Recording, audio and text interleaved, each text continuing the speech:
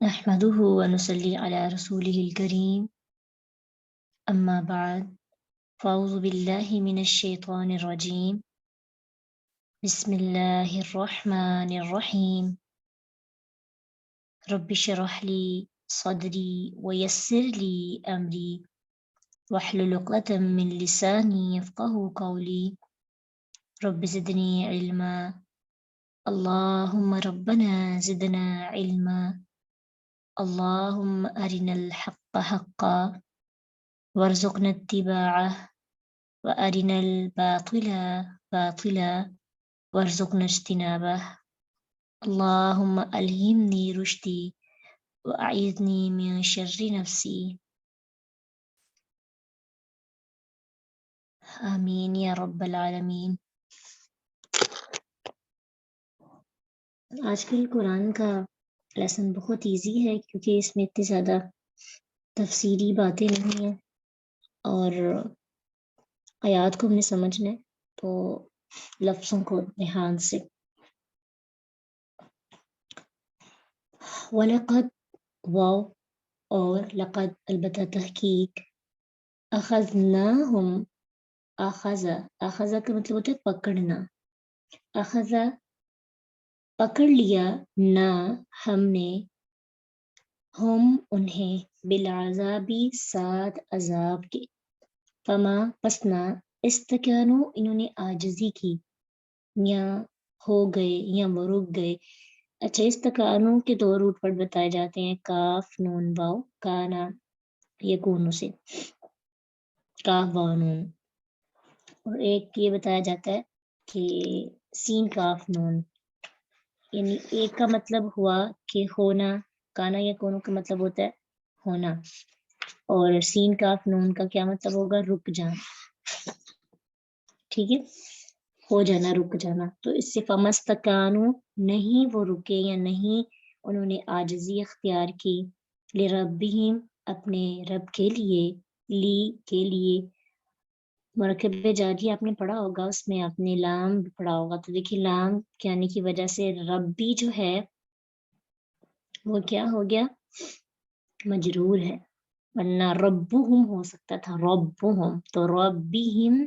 اپنے رب کے لیے، وما اور نہ یتضرعون وہ گڑ گڑائے، خشوع خضوع اس کا مطلب ہوتا ہے، اور ضاد را عین دل کا جھکنا، دل کی نرمی۔ تو یہاں پہ یہ ایکسپلین کیا گیا ہے کہ اللہ تعالیٰ ان اقوام کے بارے میں بتا رہے ہیں کہ جب ہم نے ان کو پکڑ لیا عذاب کے ساتھ، یعنی اس سے مراد دو طرح کی تفسیر کی جاتی ہے، بعض مفسرین کہتے ہیں کہ اس عذاب سے مراد قحط جو ہجرت سے پہلے مکہ والوں پر نبی صلی اللہ علیہ وسلم کی بددعا سے مسلط ہوا تھا، اور اس میں اتنا زیادہ قحط آیا کہ لوگ جو ہیں مردار کھانے اور ہڈیاں کھانے اور پتے کھانے پر مجبور ہو گئے۔ پھر مشرکین اللہ کے نبی صلی اللہ علیہ وسلم کے پاس آئے، دعا کروائی، تو پھر جو ہے ایون کہ جو مال و دولت آپس میں تجارت ہوتی ہے وہ بھی ختم ہو چکی تھی۔ تو کچھ لوگ کہتے ہیں اس سے مراد یہ عذاب ہے، بعض مفسرین نے لکھا ہے کہ سخت والے عذاب سے مراد یوم بدر ہے، آگے ہے نا ذا عذاب شدید، اور مختلف رائے ہیں اس کے بارے میں۔ تو زیادہ راجح قول یہ ہے کہ جو پہلا بھی عذاب جس کے بارے میں پڑھ رہے ہیں، وَلَقَدْ أَخَذْنَاهُمْ بِالْعَذَابِ فَمَا اسْتَكَانُوا لِرَبِّهِمْ وَمَا يَتَضَرَّعُونَ، اس سے مراد دنیا کا عذاب، یعنی دنیا کا کوئی بھی عذاب، کوئی بھی آفت، کوئی بھی پریشانی، کوئی بھی مسئلہ کسی بھی انسان پر جب آتا ہے تو اس کے پیچھے حکمت یہ ہوتی ہے کہ انسان خود کو ٹھیک کر لے۔ دیکھیں پہلی امتوں کو اتنی مہلت نہیں دی گئی، ان کو اگر انہوں نے مہلت ان کو اتنی دی گئی کہ ان کو کہا جاتا تھا آپ پر عذاب آ جائے گا، اور عذاب آتا وہ سارے چلے جاتے اور سارے کے سارے ختم ہو جاتے۔ اب امت محمدیہ کے بارے میں ان پر اجتماعی عذاب نہیں آتا، ساری کی ساری امت کو ایک ہی وقت میں موت نہیں آئی، موقع مل رہے ہیں، زلزلے آتے ہیں کسی جگہ پہ، دوسروں کے لیے وہ عبرت بن جاتا ہے، اور کہیں پہ سیلاب آتا ہے دوسروں کے لیے عبرت، یعنی دوسروں کے لیے مزید اسباق حاصل کرنے کے مواقع ملتے رہتے ہیں۔ تو جو انسان مومن نہیں ہوتا، جس کا دل اللہ کے ساتھ نہیں جڑا ہوتا، اس پہ کوئی بیماری آ جائے، اس کا کوئی بزنس میں لاس ہو جائے، اس کو کوئی رشتے کی وجہ سے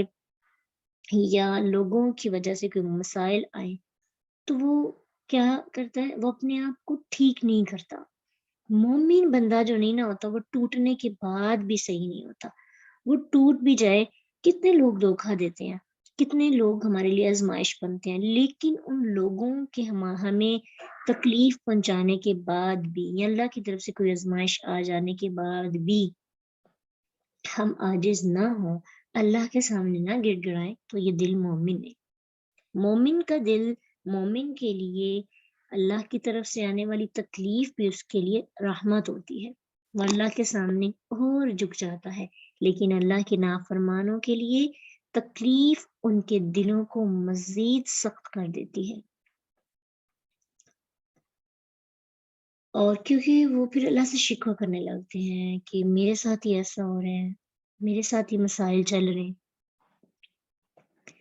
بعض اوقات ہم لوگوں کو تکلیف میں دیکھتے ہیں، کچھ لوگ بہت زیادہ تکلیف میں ہوتے ہیں، ہم کہتے ہیں اللہ اتنا مہربان ہے، اس کی تکلیف اتنی بڑی کیوں ہے، اللہ اس پہ مہربان کیوں نہیں ہو رہا؟ تو ہم اللہ کی حکمت کو نہیں جانتے، کیونکہ بعض اوقات اللہ تعالیٰ کسی کو تکلیف میں مبتلا کر کے کیا کرتے ہیں، اس کو اپنے قریب کر لیتے ہیں۔ تو ایک مومن بندہ تکلیف سے بھی سیکھتا ہے، خوشحالی سے بھی سیکھتا ہے،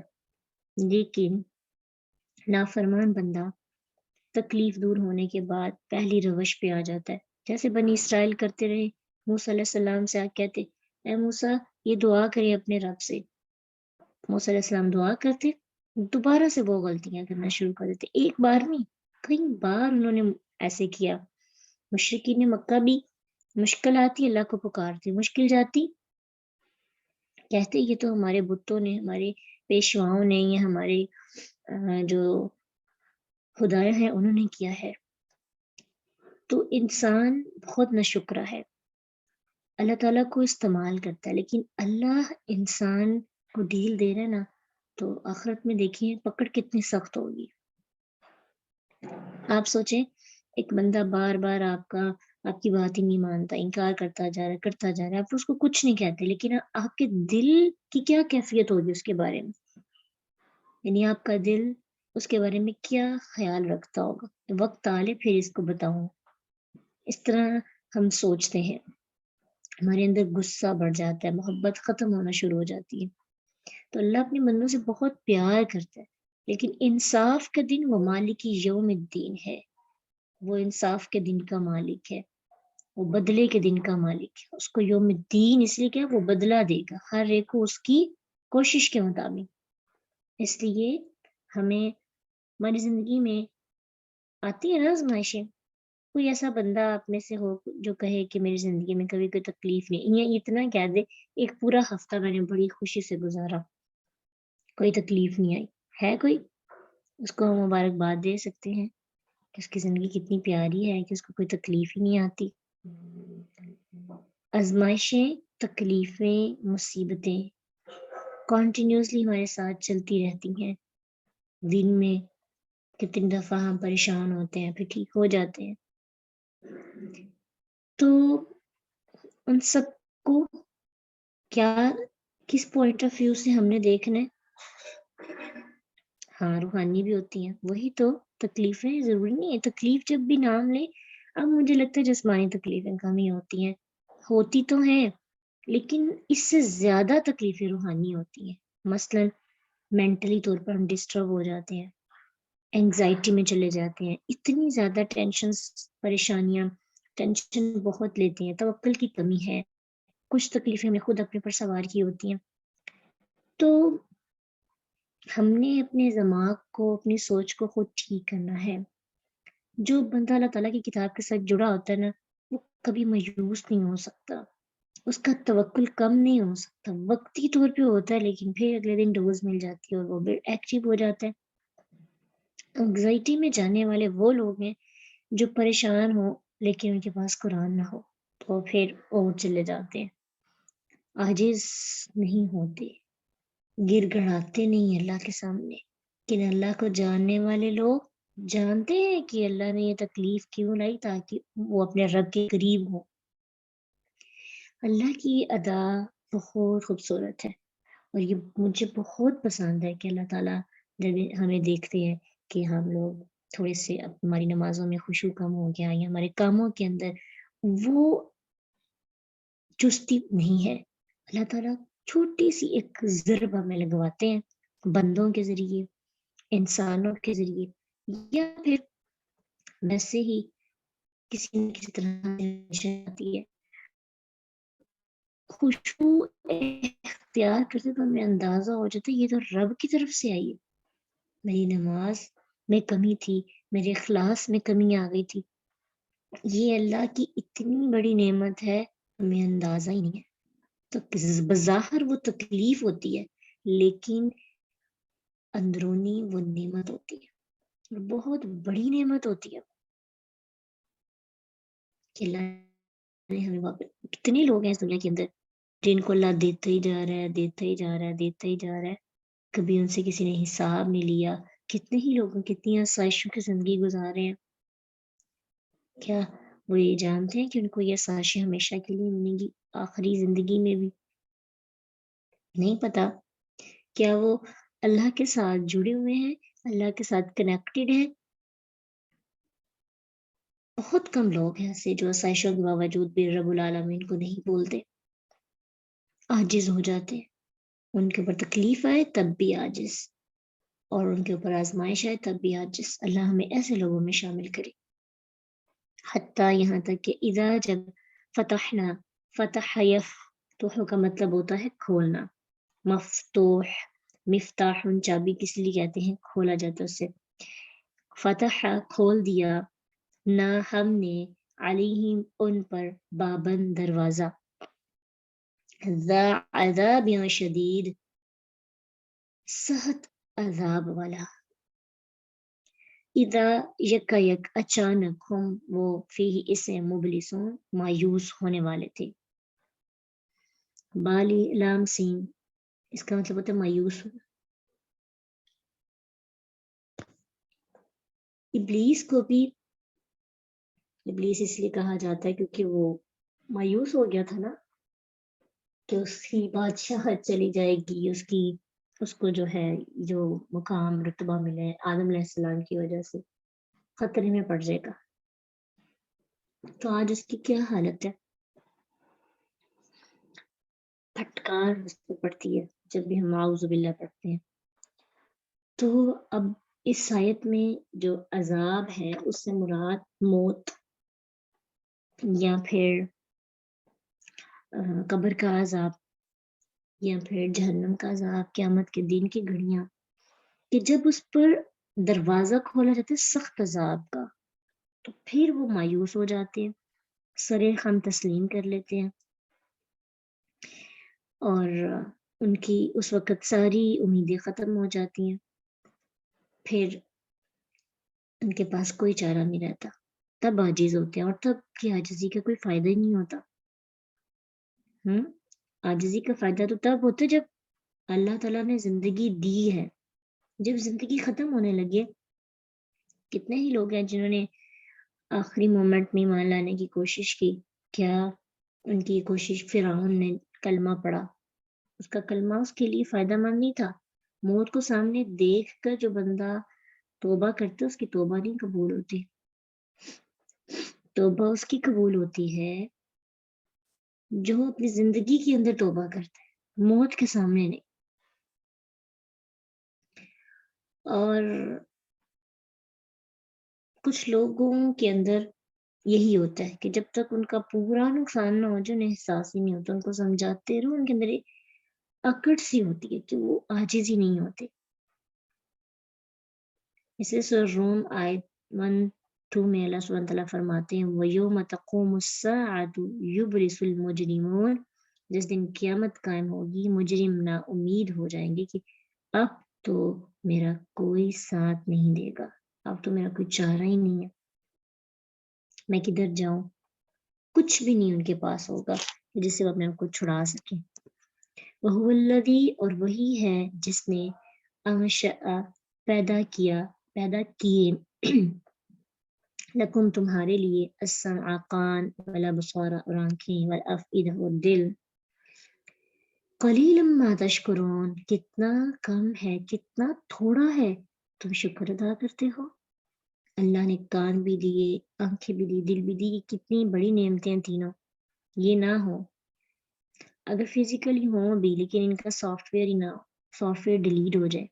ہم سن نہ سکیں، ہم دیکھ نہ سکیں، ہم دل ہمارا بند ہو جائے، زندہ رہ سکتے ہیں؟ ایک بھی ان میں سے چلی جائے تو زندگی ادھوری لگتی ہے۔ کان نہ ہو، سن نہ سکے بندہ، نہ بول سکتا ہے نہ سن سکتا ہے، اور جو بول نہیں سکتا وہ کتنا معذور اور بیچارہ لاچار ہو جاتا ہے، وہ جو دیکھ نہیں سکتا کتنی اس کی ایکٹیویٹیز ڈسٹرب ہوتی ہے، اور افئدہ جس کا دل ہی نہ ہو وہ تو پھر زندہ ہی نہیں رہ سکتا۔ کیا ہم نے کبھی کوئی وقت نکال کر اس پر شکر ادا کیا؟ اللہ تو کتنا رحیم ہے، مجھے اتنی پیاری آنکھیں دی، اتنے پیارے کان دیے، دل بھی اتنا پیارا دیا کہ تو نے قرآن پڑھنے کی توفیق دے دی اس دل کو۔ قلیلا ما تشکرون کتنا تھوڑا ہم شکر ادا کرتے ہیں۔ قلیلا ما میں دو چیزیں آئیں گی، شکر کی مقدار بھی کم، اور شکر کے لیے جو وقت ہم نے معین کر رکھا ہے، فکسڈ کیا ہے، وہ بھی بہت تھوڑا سا، کہ ہم کوئی شاذ و نازر ہی ہے کہ اللہ کا شکر ادا کرتے ہیں۔ جتنا وقت ہم نعمتیں لیتے ہوئے لگاتے ہیں، شکر کرتے ہوئے تو اس کے مقابلے میں 1% بھی نہیں ہوتا۔ ہر وقت ہم اللہ سے لینے کی بات کرتے ہیں، اللہ مجھے یہ بھی دے دے، یہ بھی دے دے، یعنی ہماری پوری جو زندگی ہے، پوری روٹین ہے لینے میں، اور اللہ کا شکر ادا کرنے میں تو ہم وقت ہی نہیں لگا رہے، ہمارے پاس ٹائم نہیں ہوتا اللہ کا شکر ادا کرنے کا۔ وہی بات نا کہ ہمارے پاس لینے کا وقت ہے کہ میں یہ کام کروں تو مجھے اس سے بھی کچھ مل جائے، اس سے بھی مل جائے، لیکن ہمارے پاس دوسروں کو بھی دینے کا اور اپنے لیے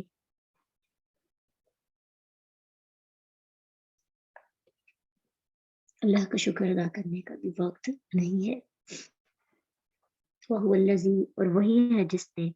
ذَرَاكُمْ پھیلا دیا تمہیں فی الارض زمین میں، وَإِلَيْهِ اور اسی کی طرف تحشرون تم اکٹھے کیے جاؤ گے، یعنی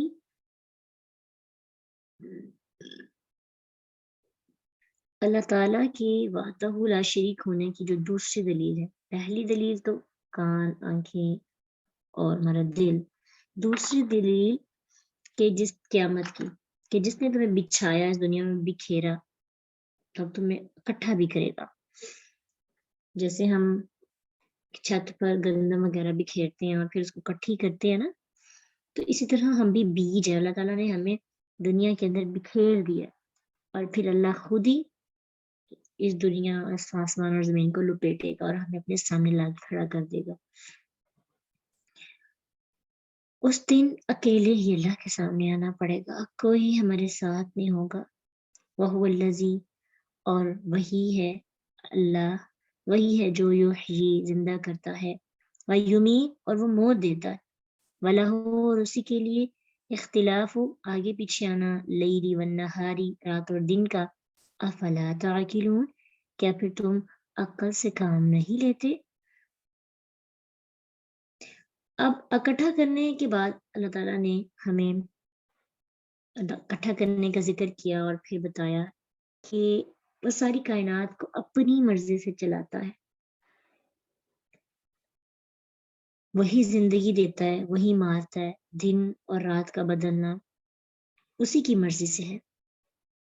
تمہیں موت کے بعد زندگی عطا کرنا، قیامت کو زندہ کر کے حساب کے لیے سامنے لا کے کھڑا کرنا۔ سورۃ اعراف آیت 29 میں کما بدأکم تعودون کہ جس طرح سے تمہاری ابتدا کی اس طرح دوبارہ پیدا ہوں گے انسان سارے. افلا تعقلون تو اتنی واضح بات سمجھنے کے اتنی واضح بات کے بعد بھی تم عقل نہیں رکھتے، تمہاری عقل کام نہیں کرتی، تم اللہ پہ ایمان نہیں لاتے اتنی وضاحت کے بعد بھی.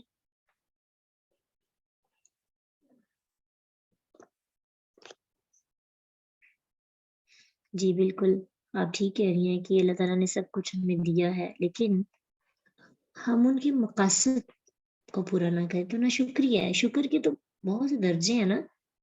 عملی شکر بھی ہے، قلبی شکر بھی ہے، زبانی شکر، لسانی بھی. تو ہم کس لیول پہ؟ ہم تو نا لفظی یعنی الفاظ سے بھی اللہ کا شکر نہیں ادا کرتے. دل سے اللہ کا شکر ادا کرنے کا طریقہ یہی ہے کہ آنکھیں ان کاموں میں لگے کہ جس سے یہ ہمارے لیے مقصد پورا کریں جس کے لیے اللہ نے ہمیں پیدا کیا. کان بھی اور دل بھی. اللہ تعالیٰ ان سب نعمتوں کو یاد کروا رہے ہیں کہ یہ سب نعمت ہے. اللہ نے زندگی دی یہ نعمت ہے، اور موت بھی ایک نعمت ہے کیونکہ اس کے بعد ہمیں اپنے اصلی گھر کی طرف لوٹنا ہوتا ہے.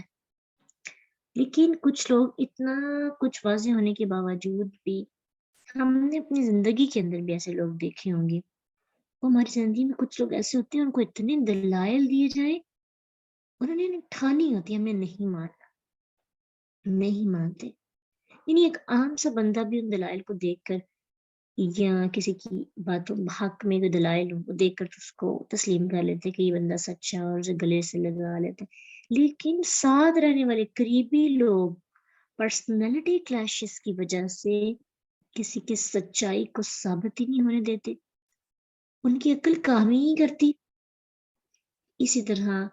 اس وقت کے لوگ بھی تھے جو اللہ کی واضح نشانیوں کو، اللہ کی واضح دلائل کو دیکھنے پڑھنے سننے کے باوجود کیونکہ انہوں نے سوچا ہوتا سب نے ہم نے ایمان نہیں لانا. ایک بار خود کو نرم کریں اور اپنا مزاج، اپنی سوچ کو تھوڑا سا فلیکسیبل کریں کہ جو حق ہے میں نے اسے مان لیا. دیکھیے گا کوئی بندہ جو غلط بات کر رہا ہے نا، مطلب جو آپ کو لگتا ہے کہ یہ حق کی بات نہیں کر رہا، ہمارے اندر اتنا ظرف پیدا ہو جاتا ہے ہم اس کی بات کو سننے کی طاقت رکھتے ہیں، غلط کا فیصلہ ہم پھر بعد میں کرتے ہیں. لیکن تعصب کا شکار انسان تب ہوتا ہے جب انسان ڈیسائیڈ کر لے کہ بس یہ سنی ہے، باقی سب میرے لیے کوئی اہمیت نہیں رکھتے. پھر حق تک پہنچنا مشکل ہو جاتا ہے. افلا تعقلون کہ یہ سب کچھ جان کر، سب کچھ دیکھ کر بھی تم عقل سے کام نہیں لیتے.